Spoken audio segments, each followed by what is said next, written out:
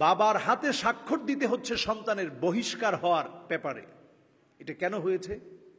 এটা এই জন্য হয়েছে কারণ তার সন্তান এদেশের মাজলুম মানুষের বিপক্ষে কথা বলেছে, তার সন্তান শহীদদের বিপক্ষে কথা বলেছে।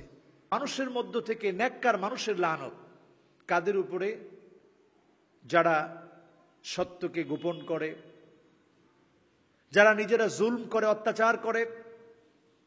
আমরা 5ই মের শাপলা চত্বরের যে ঘটনা দেখেছিলাম, সে ঘটনাকে যারা মিথ্যা আরোপ করেছিল, শাহাদাতের রক্তের সঙ্গে যারা সেদিন মিথ্যাচার করেছিল, আল্লাহ তাআলা এটা সহ্য করেননি। আল্লামা আহমদ শফি হাফিজাহুল্লাহ, ওনার সন্তান, ওনার জন্য এমন সন্তান হয়েছে যার জন্য তিনি আজকে এই সময়ে বৃদ্ধ বয়সে তিনি লাঞ্ছিত হচ্ছেন, অপমানিত হচ্ছেন।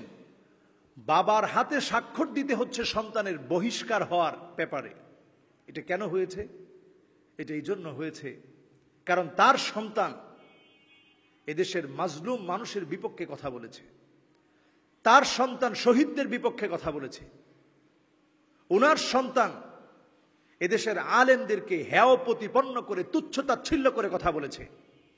তার সন্তান এদেশের সবচেয়ে প্রসিদ্ধ আলেমদের একজন, খ্যাতিযশ সম্পন্ন একজন আলেম, আহলে ইলম, যিনি রিজালদের সম্পর্কে সবচেয়ে ভালো জ্ঞান রাখেন, এমন একজন আলেম যিনি হাদিসের রিজালদের ব্যাপারে উল্লেখযোগ্য একজন জ্ঞানী আলেম, আল্লামা বাবু নগরী হাফিজাহুল্লাহ।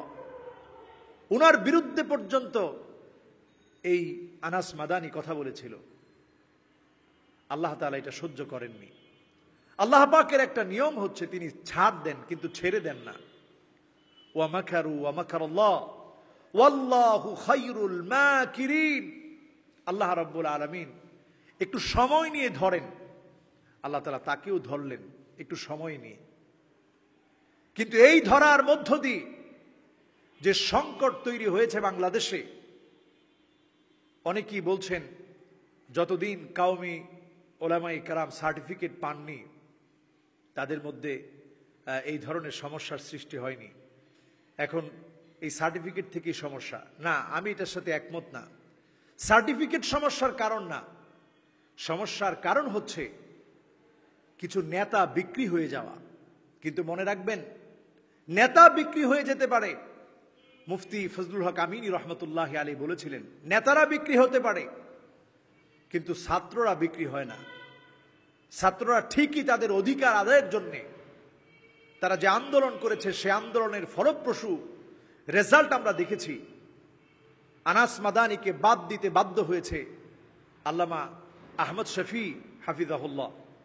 আমরা উনার ক্ষেত্রে সম্মানের কোনো কমতি করব না, উনার ক্ষেত্রে সম্মান দেখিয়ে কথা বলবো। কিন্তু উনি এখন মাজুর মানুষ। উনার যারা নিকটতম আত্মীয় আছেন, আলেম ওলামা আছেন, তাদেরকে বলবো উনাকে গাইড করার জন্য।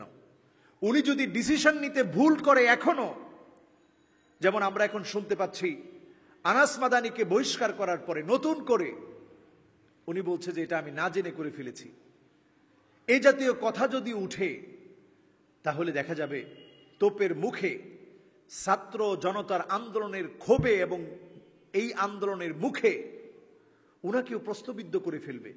খবরদার, উনি একজন বড় আলেম। আমরা প্রশস্ত হৃদয় নিয়ে ওনার ব্যাপারে মন্তব্য করব। ওমা ইউকা শুহা নাফসিহি ফাউলাইকা হুমুল মুফলিহুন। যারা মুমিন তাদের কাজ হচ্ছে হৃদয়টাকে প্রসারিত করা। সংকীর্ণ হৃদয় নিয়ে আলেমদের ব্যাপারে মন্তব্য করা যাবে না, প্রসারিত হৃদয় নিয়ে কথা বলতে হবে। আজকের মাইনুল ইসলাম হাটহাজারী প্রতিষ্ঠানে যে সংকটের তৈরি হয়েছে, এই সংকট একদিনে তৈরি হয়নি। এই সংকটের পিছনে দিনকে দিন সত্যকে গোপন করার অপরাধ রয়েছে। আর এই সত্যকে গোপন করার কারণেই তারা মনে করেছিল যে কেউ আমাদেরকে ধরতে পারবে না। আল্লাহ তাআলার একটা নিয়ম হচ্ছে, আল্লাহ তাআলা মা মিন যামবিন আজদারু আন ইউআজ্জাল আল্লাহ আল উকুবাতা ফিদ দুনিয়া, দুনিয়ার মধ্যে আল্লাহ তাআলা কিছু শাস্তি একেবারে তৎক্ষণাৎ দিয়ে দেন, বছর ঘুরতে না ঘুরতে শাস্তি চলে আসে। এর মধ্যে একটা হচ্ছে আল বাগী, যারা অত্যাচার করবে মানুষের সঙ্গে, যারা মিথ্যাচার করবে মানুষের ব্যাপারে, যারা জালেমের কাতারে থাকবে, তাদেরকে আল্লাহ তাআলা দিন ঘুরতে না ঘুরতে আল্লাহ তাআলা শাস্তি দিবে। আর দ্বিতীয় নম্বরে কাতিয়াতুর রহিম, আত্মীয়তার সম্পর্ক যারা ছিন্ন করবে তাদেরকে আল্লাহ শাস্তি দিবেন। তো আনাস মাদানী সে শাস্তি পাচ্ছে, তার কারণ হচ্ছে সে যে অন্যায় করেছে আল্লাহ তাআলা চাক্ষুষ তাকে শাস্তি প্রদান করে দিলেন। আল্লাহ পাকের কাছে ফরিয়াদ করি, আল্লাহ রাব্বুল আলামিন যেন উম্মুল মাদারিস হাটহাজারী মাদ্রাসাকে আবার ছাত্র দিয়ে ভরপুর করে ফুটন্ত গোলাপের এই ময়দানে কাঁটাগুলোকে দূরে সরিয়ে দিয়ে কাঁটার মধ্য থেকে বেত করে এক একটা গোলাপ ফুটার সুযোগ যেন আল্লাহ তাআলা করে দেয়। আমরা কাঁটা দেখতে চাই না, আমরা কাঁটা বেত করে সেখান থেকে ফুটন্ত গোলাপগুলো দেখতে চাই। ফুটে উঠুক ফুটন্ত গোলাপগুলো, সে প্রত্যাশায় আজকে এখানে শেষ করছি, বিদায় নিচ্ছি। আল্লাহ তাআলা আমাদেরকে তৌফিক দান করুক। ওয়াসসালামু আলাইকুম ওয়া রাহমাতুল্লাহি ওয়া বারাকাতুহু।